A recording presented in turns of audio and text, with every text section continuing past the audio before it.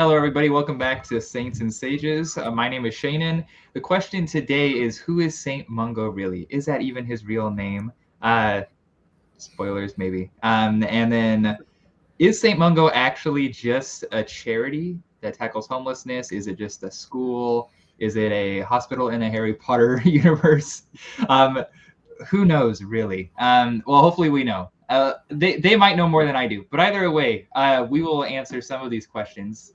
Hopefully, fingers crossed. I guess no promises. But we'll start by doing that by letting Liam tell us about Mungo, or at least his name. Yes, Mungo. Okay, Mungo does sound an awful lot like mango, but it is not related. Um, that's the most important bit to get out of the way. Mungo is also not his name, or not his real name. I think he is most. I mean, okay, he's commonly called that in Scotland, and considering this is the patron saint of Glasgow, he's often just called Saint Mungo. Um, though historically, in like English sources, also in Welsh sources, um, he's called Kentigern. I mean, Kentigern is strictly his English name. It's something similar in Welsh, though. Um, and Kentigern is seemingly a Brythonic name from something like Kuno Tichernus. I don't know if it's Tigernus or Tichernus. I don't know if that's a gamma sound or just a V or G. Anyways, I'm sure no one cares. But that means something like hound prince. There are a couple other ideas linguistically what the two dithemes would be to make his name up, but that's the most convincing one linguistically when I look at it. And that would actually be something like Old Welsh or Cumbric. I mean, it's kind of hard to tell exactly whether or not the language spoken in Cumbria at the time is exactly the same as Old Welsh. It seems like maybe there's a dialect continuum between, say, like Pictish, Cumbric, and then Welsh. Cumbric as a language, though, I believe went extinct in the 12th century, so no one speaks Cumbric anymore, but it would have been closely related to modern Welsh. And so seemingly his nickname as well is probably Cumbric in origin, though there's a really similar way of calling him that in Gaelic.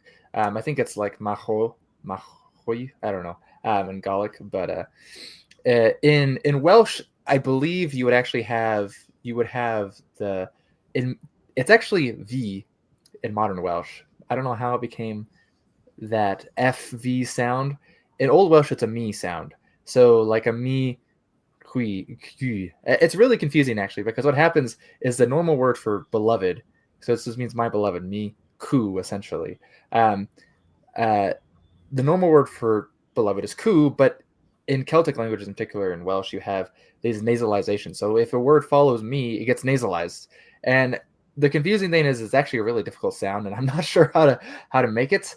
I can tell you what the sound is. It's a unvoiced back dorsal velar nasal stop, and that is essentially like an ing sound, like the ng sound in English, ing, but it's unvoiced.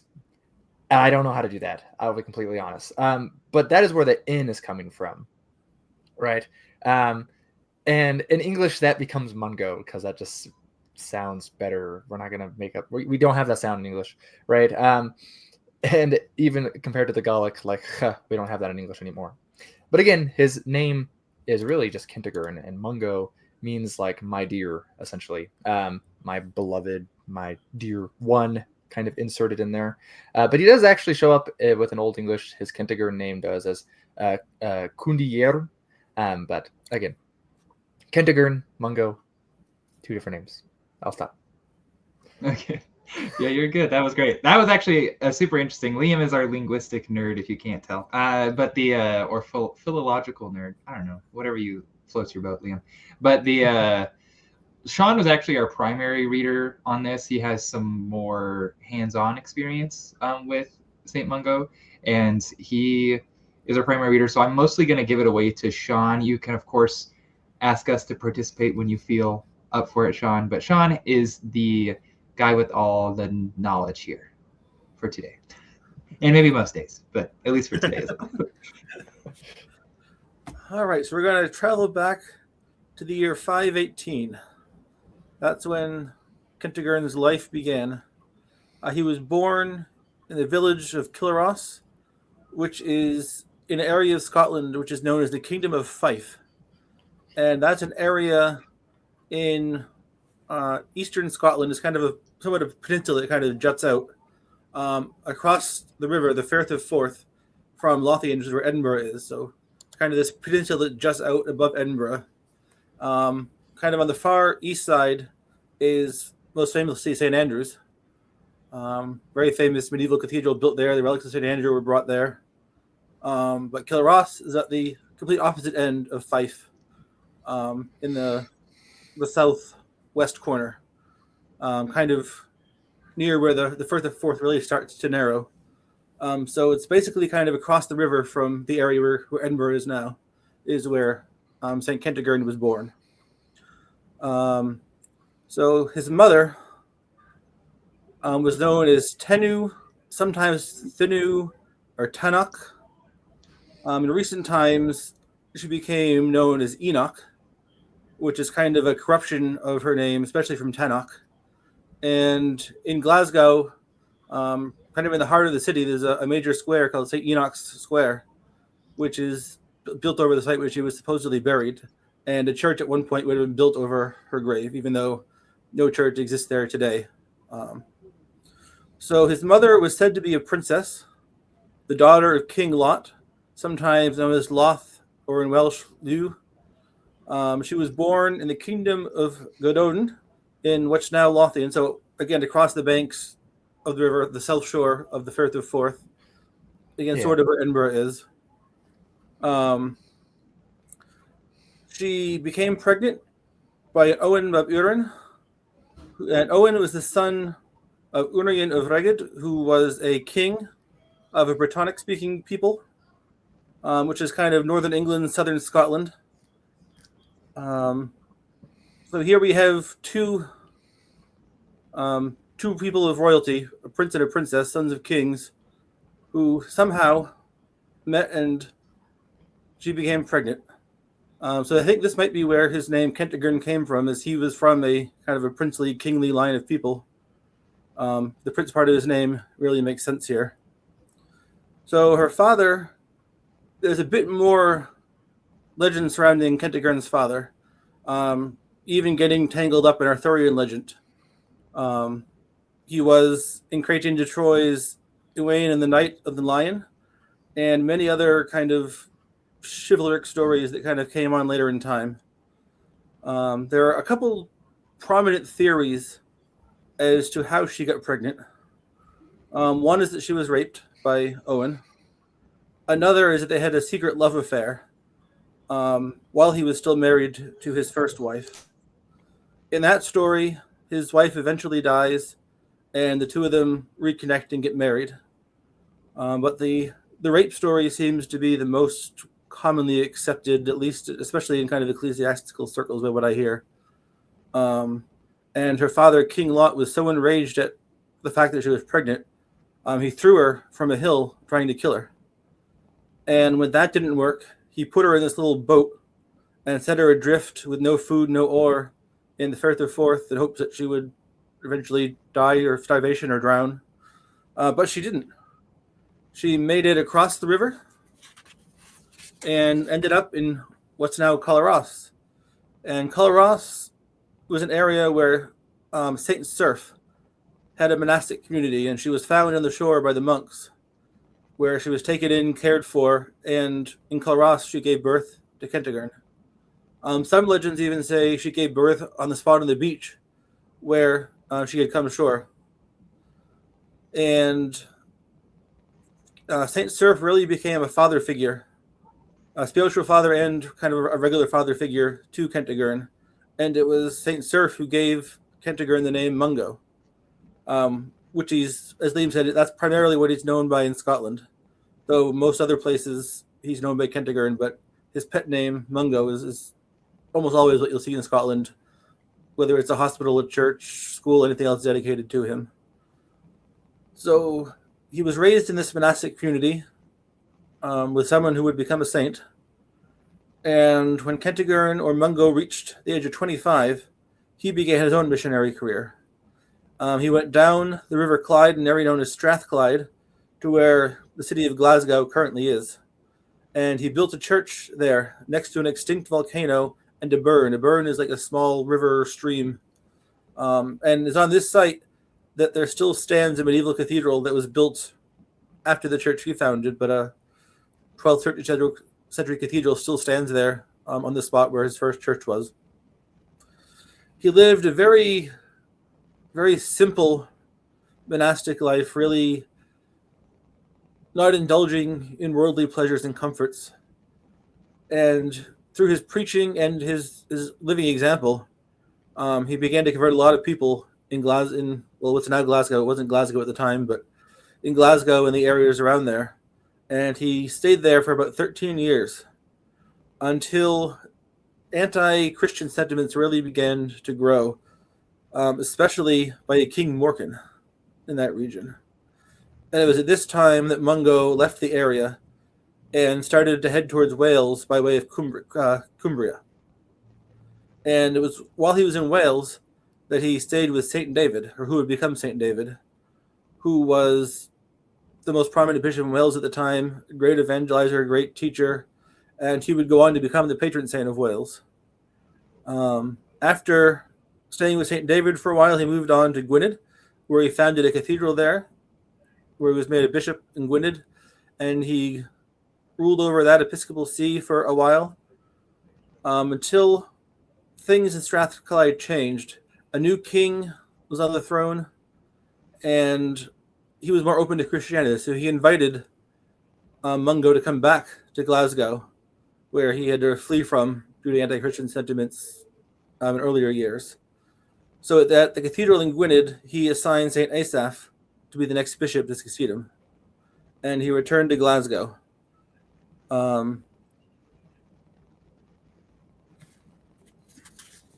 So after he was in Glasgow for a bit, he went and founded another episcopal see in Hotham, which is in Dumfriesshire, which is on kind of the very southwest coast of Scotland, another little piece of land that juts out, the region of Dumfries and Galloway. So he spent some time evangelizing Galloway, came back to Glasgow again, where the Christian community, like it had in his first time, really began to grow and thrive under his leadership. It was during his second time at Glasgow, he went to a village of Kilmacum, where he met up with St. Columba. And St. Columba was probably one of the most major saints of this time in the conversion of the Picts. Columba would later, when he became a saint, he took the title Apostle to the Picts because of his great missionary efforts. And he was also the founder of one of the most important abbeys in Iona. And while they met in this village, they embraced, they talked for quite a long time, and they exchanged episcopal staff. So a bishop carries kind of his staff as the authority of his office. It's often called the crozier. It's a kind of like a shepherd's crook. They're shepherding the flock. So they would exchange these staffs with each other during their meeting.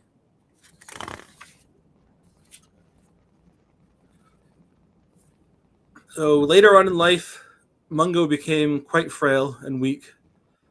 He was, I think, bedridden a lot. And it was even said that he needed a bandage to kind of hold his chin in place because it was kind of falling off a bit. And it was on January 13th, 614, at the age of 95 or 96, that Mungo died. Legend said that he actually died in his bath. So a very long life of missionary work, really all over Scotland, to Wales, to England. So it's a saint that's really venerated absolutely in Glasgow, where he's the patron saint, but his work can be felt all over the island. That's a long life. Yeah, and I've read, it seems like most sources say he died about 95, but it seems like some places death probably a decade prior. So, and that's the thing too, is like when you get so far back in history, there's variation. But I think from what I've read in my readings, not super extensive, it sounds like you gave a pretty streamlined understanding what seems to be probably the most likely of all the options for lots of these things. Either way, it sounds like his life was full of main characters, and we'll get to some of those other saints at different Yeah. episodes. You But really read up the who's who of saints in that day. yeah, seriously, I mean, I guess it makes sense that they would know each other, right? But it's Yeah. just also kind of crazy that all those big names were alive at the same time. But because I mean, Saint David, Saint Columba, like those two alone, along with Saint Mungo are like, maybe the biggest ones in Scotland and the biggest one in Wales, respectively. And they were contemporaries. Yeah, I assume we'll talk about the most famous miracles he's associated with, but I think as far as like he's considered the patron saint of Glasgow often because he's considered the founder of Glasgow. As far as I'm aware, how that story goes is he was on the road traveling or something like that, and he finds Fergus, Saint Fergus or whatever, this holy man named Fergus, and Fergus is like dying when he finds him. So he takes the saint Fergus, right, puts him in like a cart, and then he instructs the ox, I think, pulling the cart to go wherever God wants him to go, pretty much, right? And it goes and it stops, I guess, at a place blessed by Saint Ninian, but he then takes him out and he buries him and builds a church or establishes a church upon it, and that is where Glasgow is then supposedly founded or something. But yeah, that sounds about right. Yeah. And it's interesting too, seeing people. You have the great missionary saints, but then you also have people that were touched by these missionary saints who have become saints. So you can kind of really see this continuity here. As one person kind of touches the life of someone else, that person, I think, is kind of instilled with some of their own holiness. And like you see in Gwynedd, where Mungo appointed Asaph to be his successor, I mean, Mungo clearly saw something in him. And I think they really would have been aware of each other's holiness, even if they maybe, in humility, would kind of downplay their own. I think they all clearly saw something in each other. Right, yeah. I mean, it was a community effort in some sense too, right? I mean, and yeah, like even someone who is considered a saint, Seraph or whatever, who I think has a rather like confounding history as far as I'm aware, besides the Mungo episode, but yeah, they're all connected, right? Even it's like Aidan to like Cuthbert and Bede and so but yeah, it's very interesting. Also, by the way, this is an aside, the geminate D's in Welsh make a th sound, so it's Gwynedd. Anyways, if anyone cares. Don't worry, we'll be muting Liam shortly. And I made sure to say geminate D's instead of double D's, because that doesn't sound quite the same. But don't worry. But so one thing we have mentioned is just that Mungo is the patron saint of Glasgow. He seems to be very well known in Scotland, obviously, and Glasgow is, some might say, the best city in Scotland. It's the biggest. Yeah.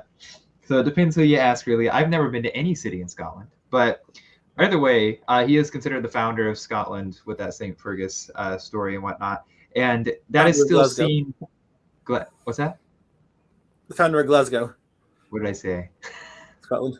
Scotland. Oh, he's the founder of Scotland. It's true, yes. He is the founder of Scotland. Don't let Shawn correct me. I know what I'm talking about. But yeah, he's the founder of Glasgow. My bad. And apparently he's also the source for the motto of Glasgow, which is "Let Glasgow Flourish." Apparently it used to be "Let Glasgow Flourish by the preaching of his word," but that has just been shortened to "Let Glasgow Flourish."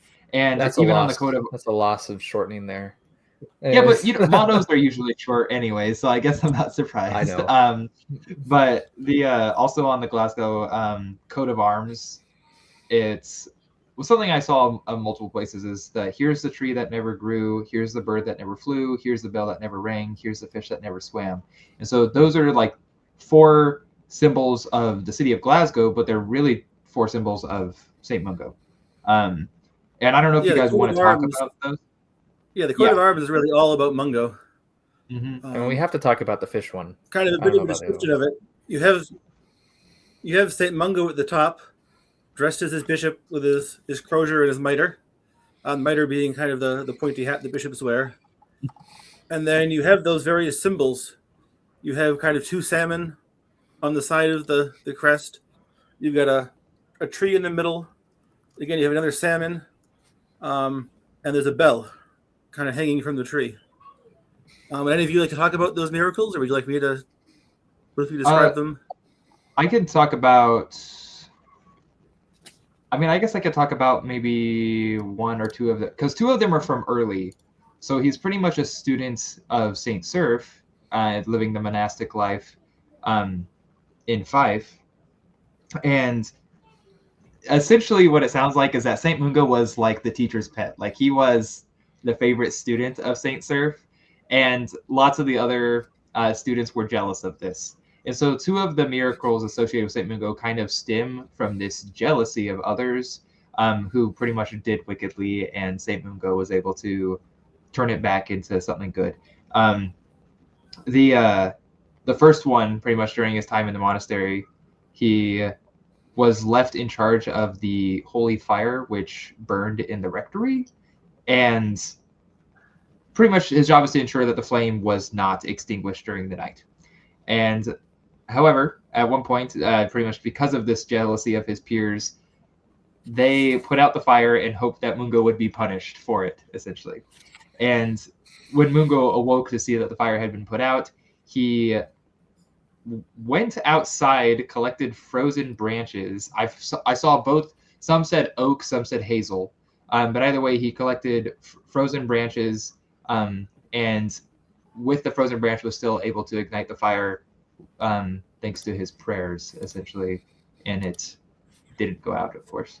So that was pretty awesome. I love the symbolism of a tree anyway, whether it's oak or hazel. And that one's pretty...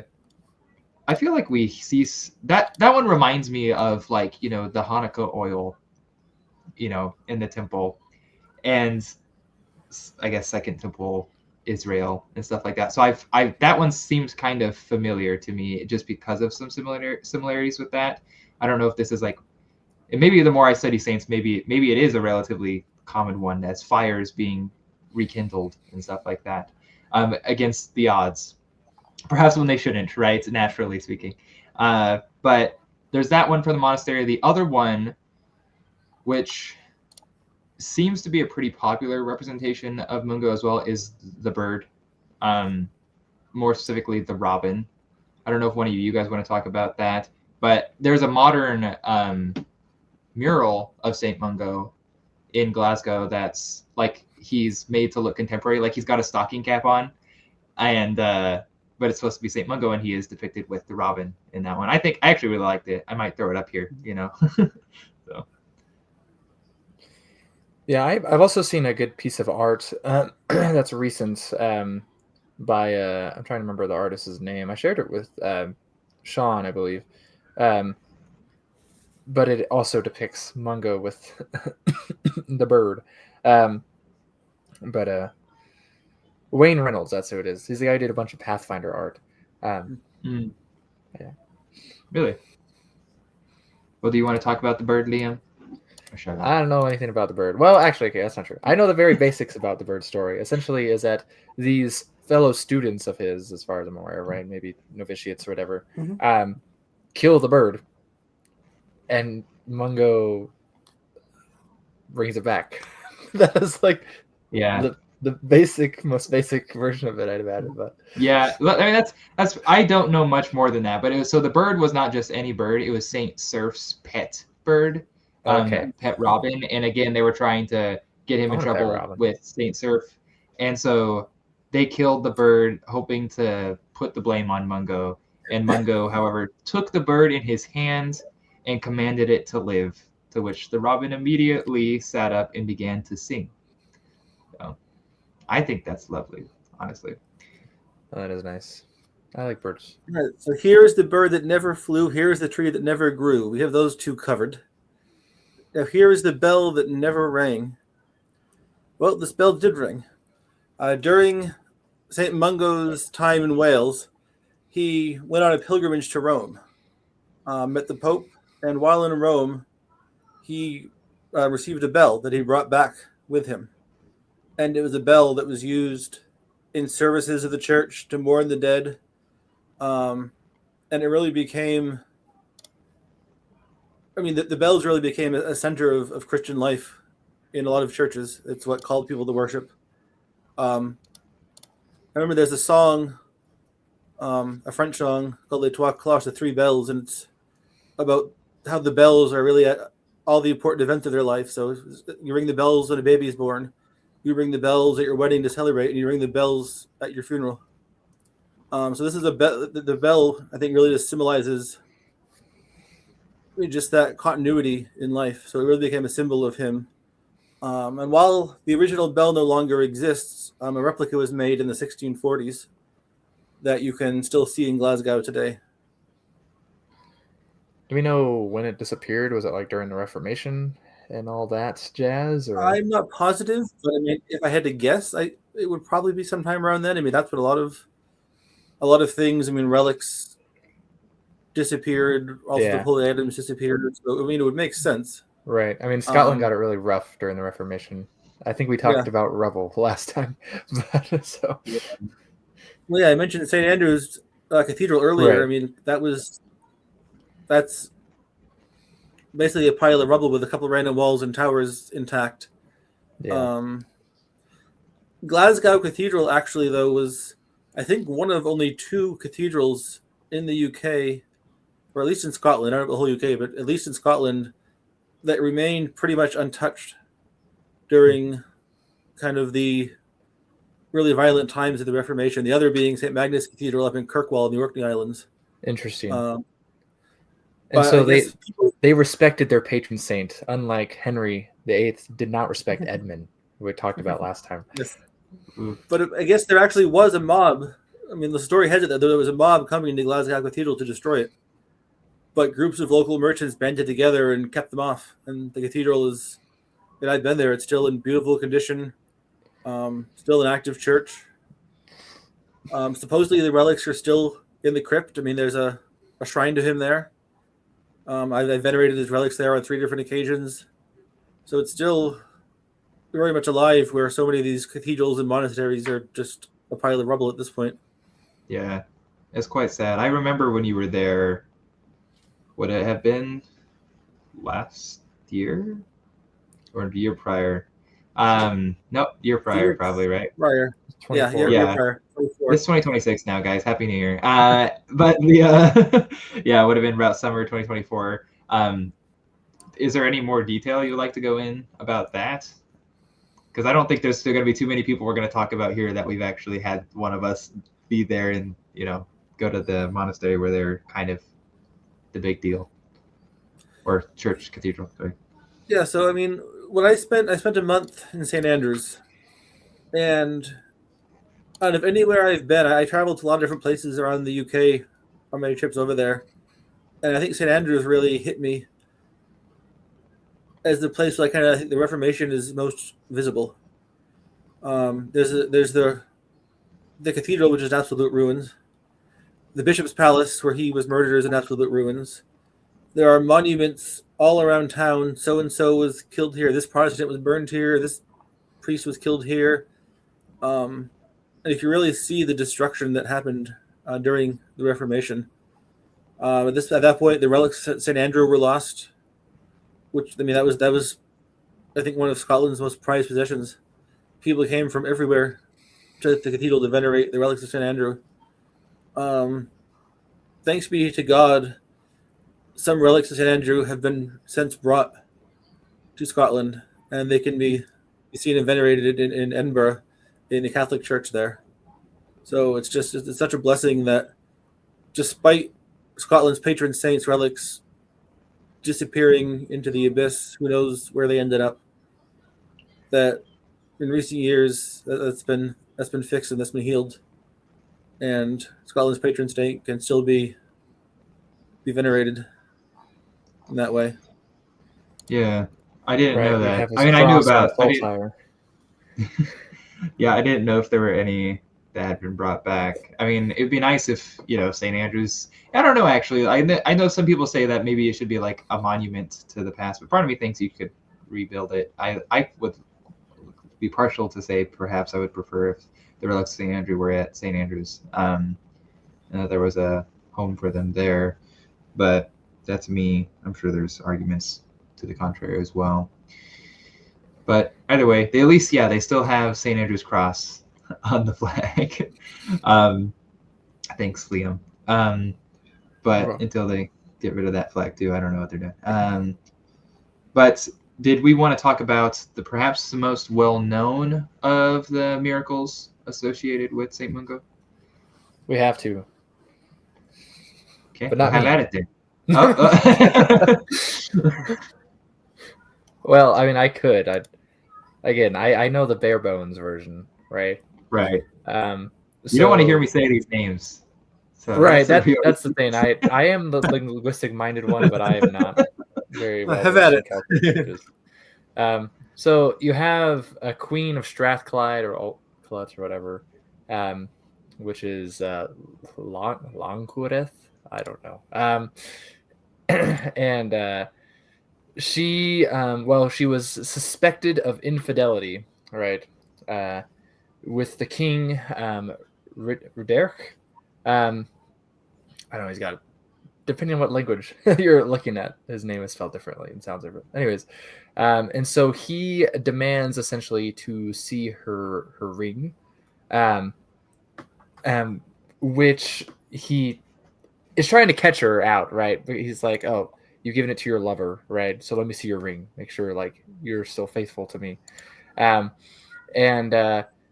But in reality, the king had thrown it in the river, and the River Clyde, right, where Strathclyde gets its name, right? Anyways, and which is where Glasgow is now. Now it's part of the Kingdom of Scotland, but at the time it wasn't.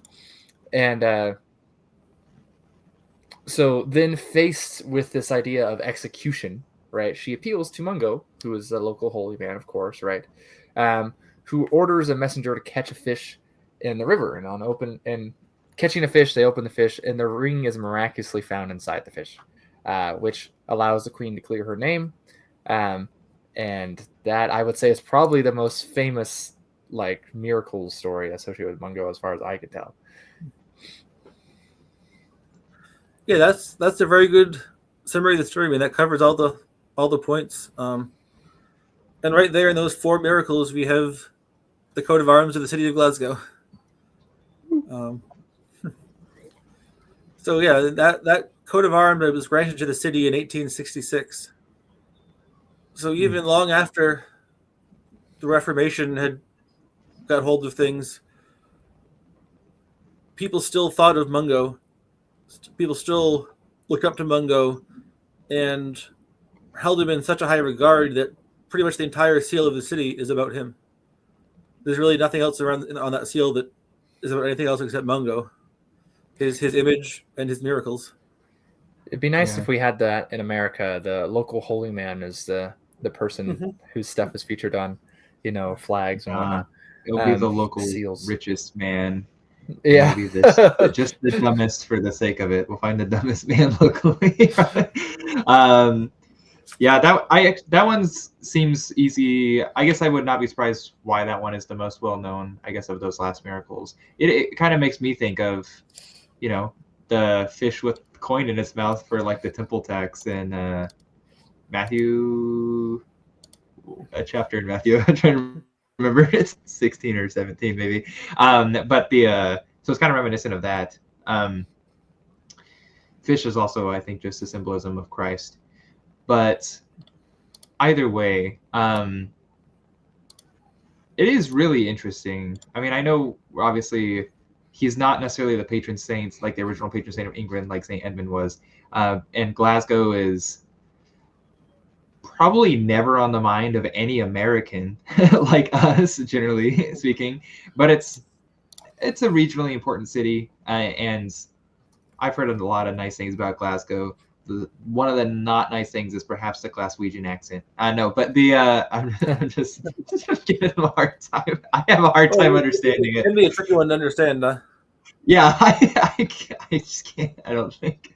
But either way, I guess what I'm curious, and maybe what we could round out learning about Saint Mungo with is, what can we learn from Saint Mungo? Because I mean, he certainly is an interesting character, and that the miracles associated with Saint Mungo, like, they're all miraculous, but none of them seem like super over the top. Like, they all seem almost approachable. Like, these are miracles that you and I could witness in our own lives, and people might not think we're that crazy if we talked about them. St. Edmund's head, on the other hand, people would probably think we're crazy.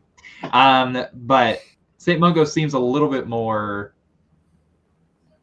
natural in some ways, I guess, as far as miracles are natural concerned. And very much, I think, less grandiose. I mean, it's not like parting the Red Sea where it's this huge dramatic event. But I think a lot of that goes hand in hand with, I think, who St. Mungo was. He was a very, I think, down-to-earth, a very simple man. I don't think he was really necessarily into the kind of grand lifestyle, the grand events. He lived a very simple, austere life, a life of poverty, a life. I mean, he was a prince who was born on a beach where his almost dead mother was rescued.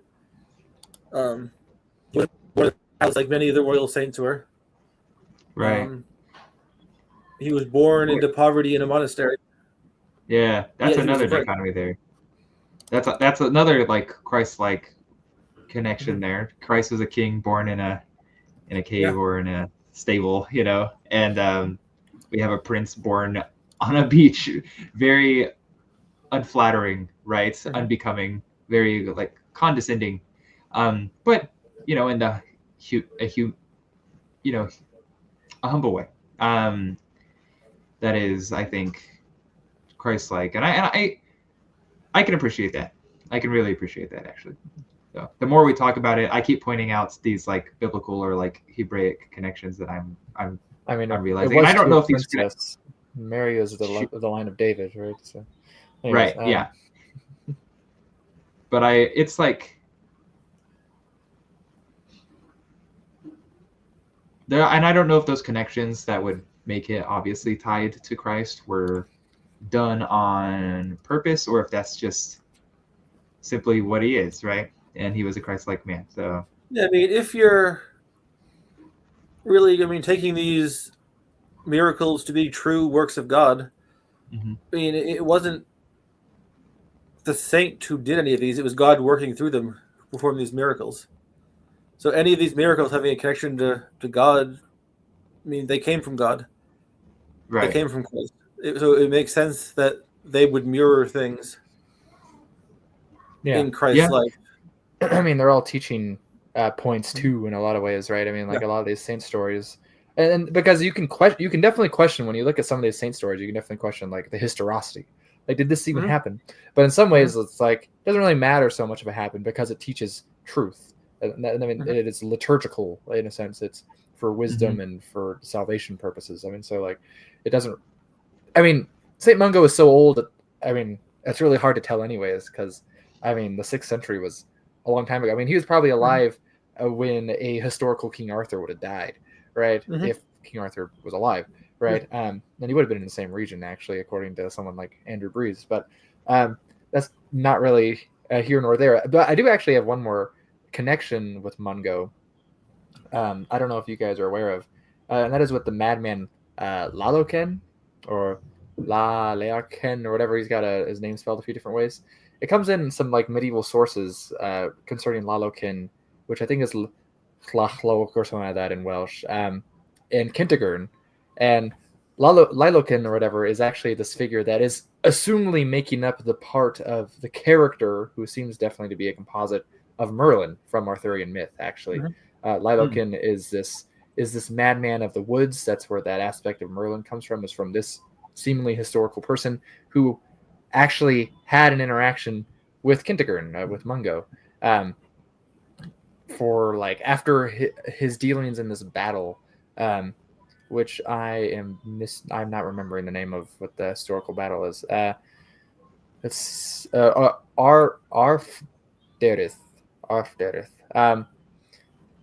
And so, anyways, that he pretty much essentially he wants to be able to partake of a sacrament from Kentigern, right? And you know, he prophesies himself that he's going to die, right? And so Kentigern grants him the sacrament, his wishes, right, and gives him the sacrament. And then Lavakin gets captured and is beaten to death, like later the same day. So that is another story Kentigern is associated with, which is an interesting. Again, you mentioned earlier, Shawn, with Urian, I think, the Arthurian connection. So very interesting. Yeah, another interesting thing I was just thinking of about this is we see a very early tradition of building churches in holy places. Like with the founding of Glasgow, with the cart with Fergus, that spot, they build a church. Something holy happened here. Let's build a church. A holy person is buried here. Let's build a church. And that's a theme. I mean, look at the Holy Land. This is where Christ was born. They built a church. This is where Christ died. Let's build a church. So there are churches over all these places where these holy events happened.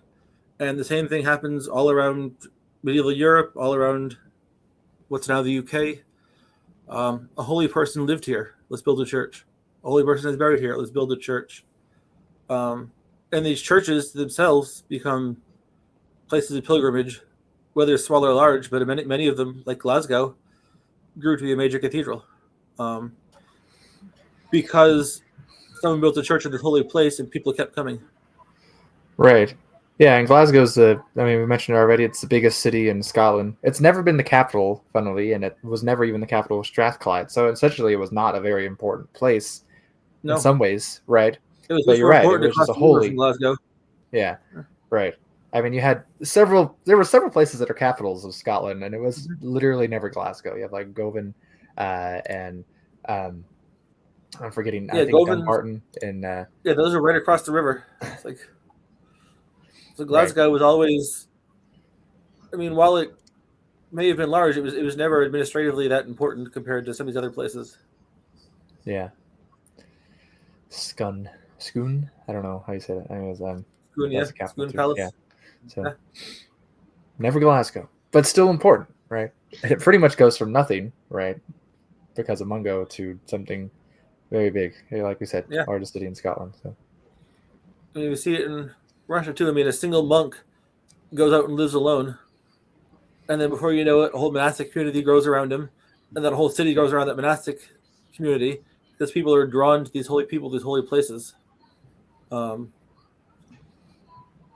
those communities are often largely productive. Like, they are key aspects of communities, which is why getting rid of all those monasteries was hurt. For a lot of reasons. When I was working on the archaeological dig in Scotland, there was the monastery itself, but then right adjacent to it was kind of what you guys call an industrial center. Mm-hmm. They grew things, they grew crops, they produced things. When we were digging, I mean, we found a lot of evidence of various sorts of industrial activity happening in there, including, we found a lot of butchered animal bones. So there was definitely some sort of food production happening there. And then these become, not only supporting the monastery for sustenance, but they're things that can then be sold for a little more income for the monastery, but also to use to feed other people in the area. Right. So monasteries were really the center of life in so many places. Yeah, they're very interesting, like liminal space almost, right? Because they have the asceticism. They're focused on providing grace, right, for people, right? Mm-hmm. But at the same time, they're really key to the community, right? I mean, and not just because of their prayers, right? But anyways, I think Mungo is a great one to talk about. I don't know if you all have much more to say, but thank you, Shawn, for doing the heavy lifting on that one. This one, I guess. It's my pleasure. Yeah. Yeah, of course. Thank you, Shawn. Thank you, Liam. We will have another episode in February. We're not going to spoil who it's on, but I will be the primary reader, so hopefully I don't disappoint you all. But either way, let's all try to be more like St. Mungo. And I think living simple lives, I think sometimes we get caught up in trying to be profound and like grandiose and important, right? But I think in many ways, just quiet, meditative worship and holiness is enough. And maybe we'll build a church where Shawn died and later. And then let's all stand in holy places, right? And be not moved till the day of the Lord come. Thank you, Shawn. And we'll see you guys all next time. Leave in the comments if anyone's listening this late, your favorite aspect of Mungo, or a saint you might just want us to go over at some point. But either way, we appreciate it. And have a good one. Good night. God bless.